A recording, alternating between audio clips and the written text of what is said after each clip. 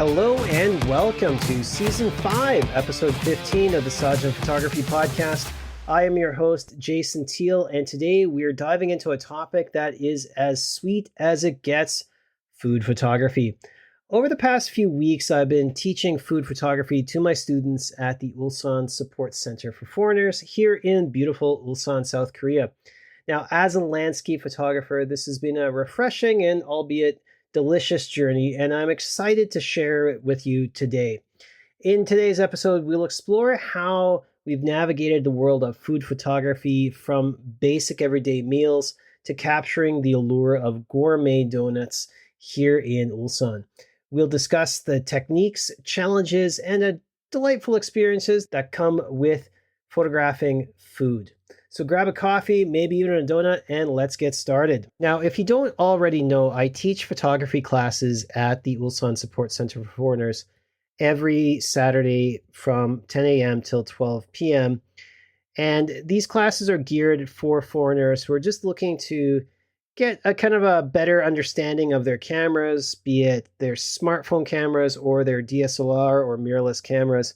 And each week, I sort of try and come up with a different topic to teach the students. Now, this time around, I started to dive a little bit more heavily into each topic, so giving a little bit more time to teach the students, various aspects of the topic instead of just jumping from one to the next one week in and week out. So the journey here began with something I'd like to call Instagram 101. So in the first week, I taught my students how to photograph basic meals, just the kind of dishes that they'd encounter on a daily basis.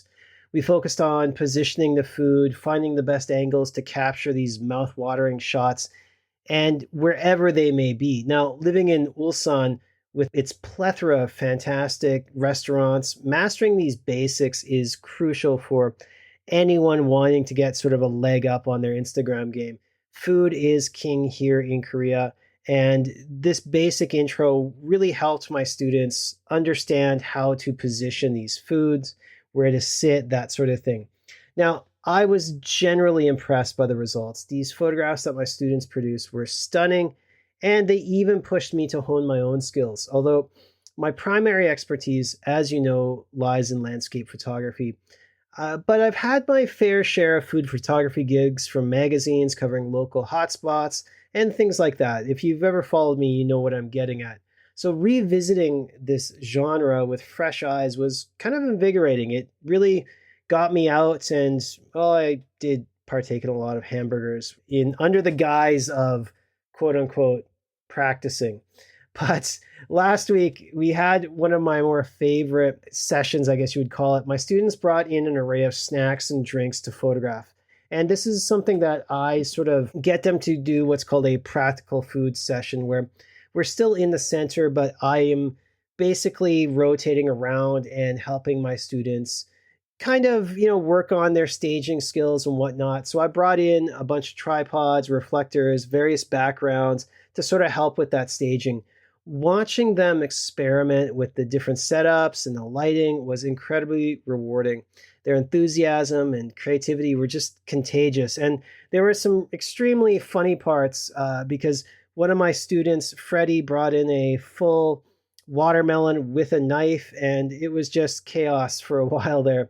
But it was certainly a great way to spend a few hours, and I think the students got some great shots. Now, we were working towards the final end of this session, which was basically the highlight of this unit, and that was our monthly photo walk, which took place at Donna's Donuts. Now, you probably don't know if you don't live in Ulsan, but Donna's Donuts is an amazing little shop. Emily, the owner, works well with the foreign community, and she graciously allowed us to use her little cafe as our studio for a few hours. Now, I have to say this, her donuts are some of the best in Ulsan, and they became our subjects because, to be honest, her donuts are like little pieces of art that taste absolutely amazing.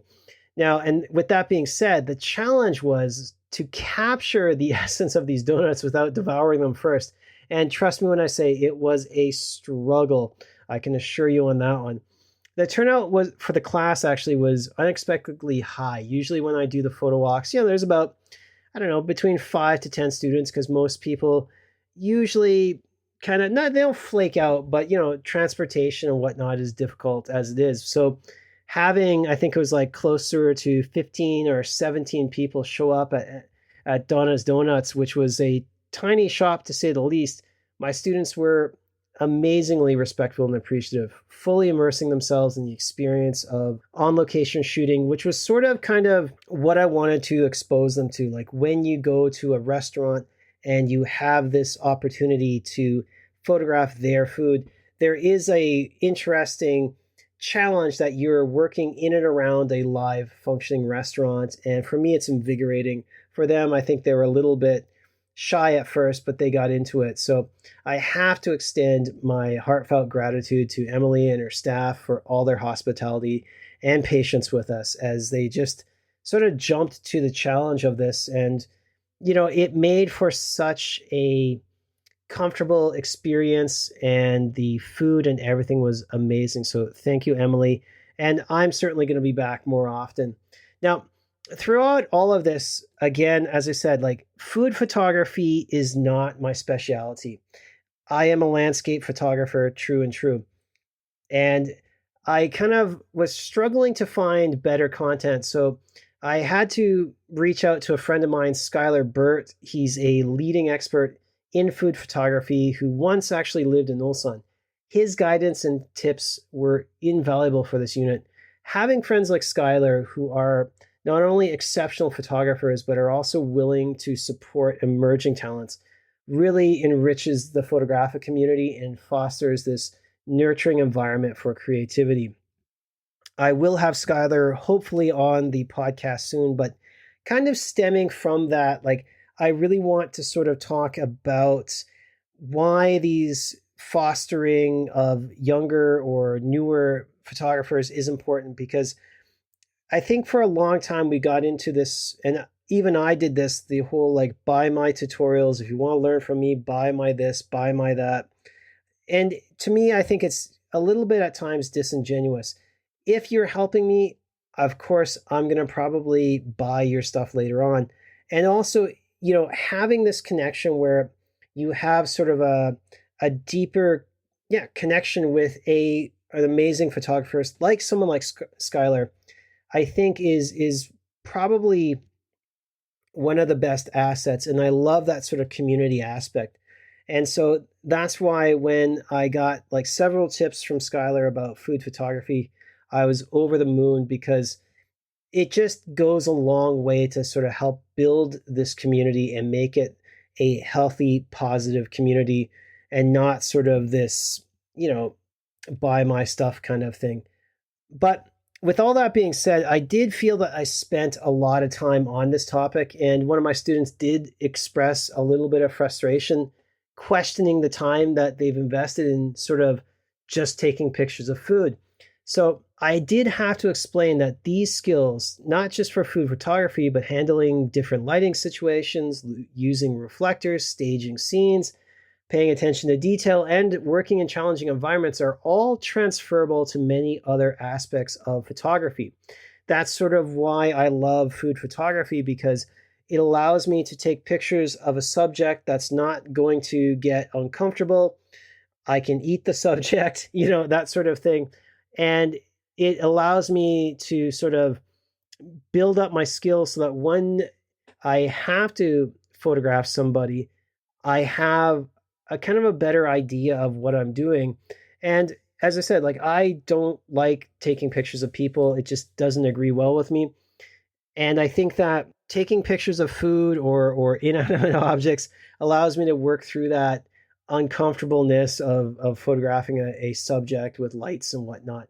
So I think as we sort of transition to portraiture, as you said, like my students asked me if they could do a unit on portraiture. I am quaking in my boots, but I think that I'm confident the guy who sort of was frustrated will recognize the value of the skills he had just practiced on the donuts now with a live human being. So in the end, I'm to be honest, I'm immensely grateful for the opportunity to help my students capture the vibrant food culture of the city through their lenses. And a special thank you to Emily for hosting us at her cafe, and for Skyler Burt for his expert advice. For those looking to dive deeper into food photography, I highly recommend checking out Skyler's YouTube channel for some fantastic tutorials. I'm going to link it in the show notes below. But I do want to sort of kind of expand on this topic of transferring skills, because I think that a lot of times I've photographed with people who say like, oh, I only photograph people I would know what to do in a landscape setting, or vice versa, or pandro if you speak Korean.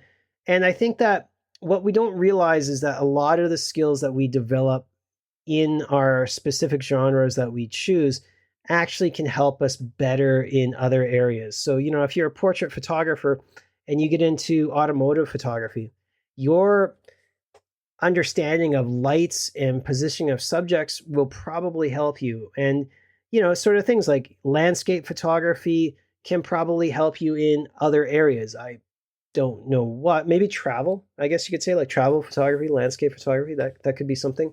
But at any rate, what I'm trying to say is don't lock yourself into a certain genre and think that that's the be all and end all that you can do.